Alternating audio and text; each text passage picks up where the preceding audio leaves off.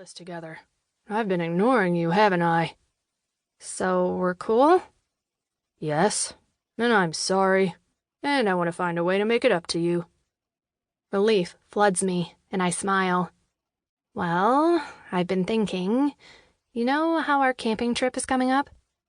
Hunter slaps his hand to his forehead. Oh, crap. I still have to buy a tent. I try not to seem ruffled by this. They're on sale at the sporting zone. Maybe we can go there later this week. He nods. Yeah, sure. That's when Steve and some of the others on the beach start yelling up at us. Jump, jump, jump. Even if my priority weren't to drop this sex bombshell on my boyfriend, I'd still have no desire to jump right now. For one thing, I'm wearing my shoes, and my biggest pet peeve is having wet feet and not being able to take your shoes off. Second, I'm wearing the semi-pricey eyeglasses that I accidentally tried on before seeing how much they cost, but my mom insisted on paying for. You've worked so hard this summer and they look great on you. Let me treat you, she'd said, even though I think she's had to bring lunch to work for the last 3 weeks as a result. I felt guilty enough letting her buy them given our family's current financial state. I don't even want to know how I'd feel if I lost them by jackknifing into Lake Newman. Hunter just waves at everyone like he's a politician or something. I can't hold it in anymore. I think we should do it that night. What night? I've got rehearsal every day this week. He still thinks we're talking about the sporting zone. No, I mean, do it. When we're camping, have sex. Hunter looks confused. In the tent? Now I'm a little thrown. I was expecting him to smile dazzlingly and be like, no way, like the time his parents surprised him with Devil's tickets. I mean, he doesn't even like hockey, but he's wanted to sleep with me for at least 8 months now. I try to force a laugh. Of course, in the tent. Hunter sticks his hands in his pockets and stares at the ground. Oh, because you were so... I know he wants to say picky. Cautious before. I didn't think you'd want to do it, like, in the woods. I can't help it when a feeling of angst swells inside me.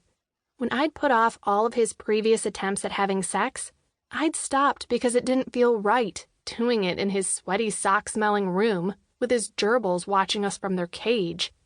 My room wasn't an option because I have a really narrow twin bed. It didn't feel right doing it in our parents' beds because that's gross, and the backseat of a car just isn't romantic. But most of all, I knew once you had sex, you couldn't undo it. All those times I'd said no, I didn't feel guilty because my mother, Teen Vogue, health class teachers were always like, wait until you're ready.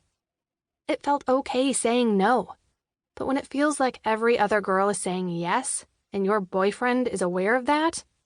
Yeah, there are times when it feels like I'm in some remedial sex zone, like I've been left back 3 grades and everyone else is on the AP track, graduating early and with full sex honors.